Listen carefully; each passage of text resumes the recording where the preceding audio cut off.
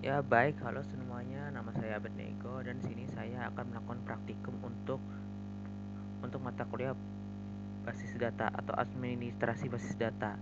Untuk mata kuliah hari ini kita akan praktikum basis data untuk UAS dan eh, yang dibahas adalah prosedur, function, trigger dan juga events. Oke, di sini kita ada tiga prosedur. Tiga prosedur ini yaitu menambahkan calon siswa. Dengan ini dan mengeksekusi ini, maka di apa tuh, di sistem saya akan menambahkan sebuah calon siswa di sebuah tabel, lalu kita melakukan pendaftaran. Ketika sudah menambahkan calon siswa, maka akan melakukan pendaftaran, dan setelah itu kita akan melakukan update status pendaftaran. Misalnya kan ini secara bawaan, di sini kan status bawaannya menunggu verifikasi, dan kita akan mengubahnya di sini menjadi sesuai kita inginkan, ditolak atau diterima. Lalu selanjutnya function. Function ini fungsinya memanggil untuk ada yang melihat status pendaftar, untuk melihat status pendaftar, untuk melihat status pendaftaran. Lalu itu untuk function untuk menghitung jumlah. Oh, misalnya kita memanggil, memanggil, maka akan memanggil sebuah dari sebuah jurusan, jumlah dari pendaftar dari kejurusan tersebut. Lalu kita function untuk menghitung usia sebuah siswa dengan cara mengisi parameter mengisi ID siswa, maka akan muncul uh, muncul umur siswa yang telah dihitung oleh sistem. Lalu selanjutnya adalah trigger. Untuk trigger sendiri, saya akan mengambilkannya dulu.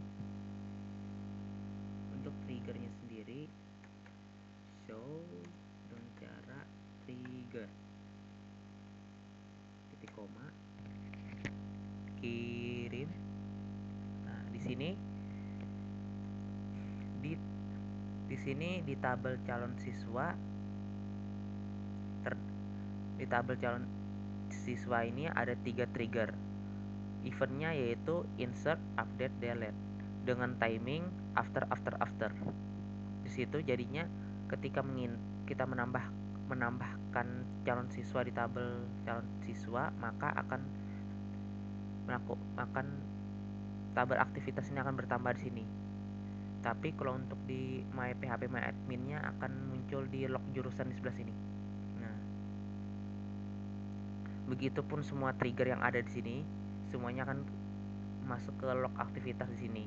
Untuk di bagian web akan masuk ke aktivitas di bagian web sini. Nah,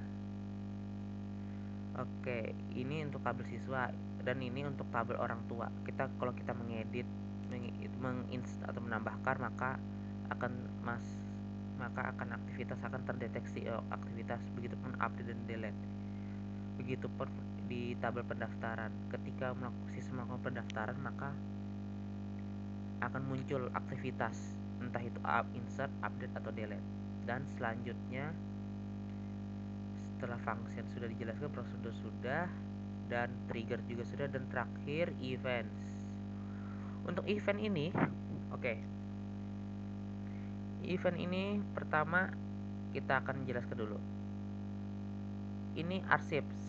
Jadi event ini akan aktif ketika setiap tahun, ketika misalnya nih sebentar lagi kan nih tanggal 1 Januari. Nah, maka data-data yang pada tahun ini akan dimasuk ke arsip secara otomatis. Nah, pendaftaran dalam status arsip. Nah, misalnya di sini di mana ya? Status. Oh, tidak ada, masih belum saya buat. Ini statusnya, status pendaftaran, informasi pendaftaran ini masih belum, masih belum saya terima. Dan ini Jadi misalnya tadi itu, misalnya tidak saya terima itu, misalnya sudah lewat dari itu, maka langsung masuk ke arsip secara otomatis. Maka akan ganti tahun ajaran. Seperti itu untuk event scheduler event arsip ini. Untuk reset status ini, misalnya dengan ini reset status, maka siswa tidak bisa mendaftar lagi, akan ditutup untuk tahun yang untuk tahun yang 2005, maka akan mulai pada tahun 2026 yang baru lagi. Jadi itu akan otomatis bahwa tahun ajaran ini akan sudah tutup. Itulah untuk event schedulernya. Dan untuk basis datanya ini terdapat 5 tabel. Pertama, tabel calon siswa. Tabel calon siswa ini untuk data calon yang mencalonkan diri. Terdapat ini ada 10 field ini.